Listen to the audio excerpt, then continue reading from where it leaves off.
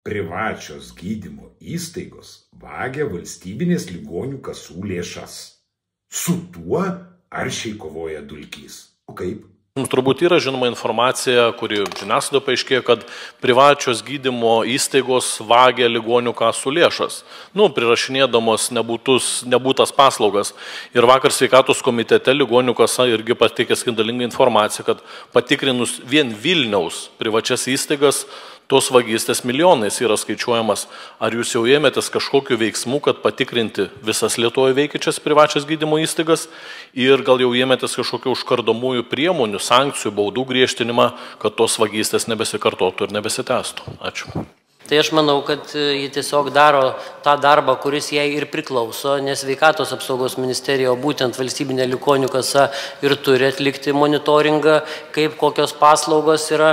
Jos turi atlikti monitoringą ne tik privačių įstaigų, jos turi visų įstaigų daryti monitoringą. Ir čia šiuo atveju aš turiu galbūt tam tikrų pastebėjimų valstybiniai ligonių kasai, kad to monitoravimo galėtų būti ir daugiau. Dabar ten, kur atsiranda ir pastebėjau tam tikrą tendenciją, kur mes tik tai padidinam finansavimą arba pasirenkam prioritetų, kad ten bus daugiau finansavimo.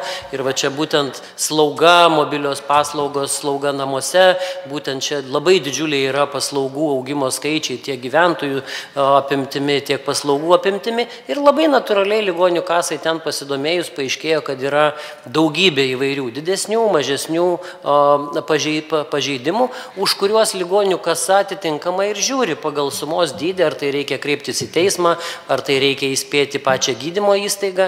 O sveikatos reikalų komitete šiuo metu aktyviai yra diskutuojama, ar teisinė prasme neturėtų valstybinė ligonių kasa turėti papildomų kažkokių tai įgaliojimų, sakykime, ar neturėtų turėti kažkokių tai įrankių, priemonių, kurios, sakykime, turėtų tam tikras pasiekmes. Bet jau dabar, jeigu yra stiprus pažeidimas, jeigu yra pinigų suma, jau dabar ligonių kasa turi teisę ir privalo kreiptis į teismą tam, kad būtų pažeidimai eliminuoti. Mano žiniomis jau yra ne viena gydymo įstaiga, kuri gražina 100-tūkstantinės eurų sumas pagal valstybinės ligonių kasos tą nurodymą. Monitoringuoti,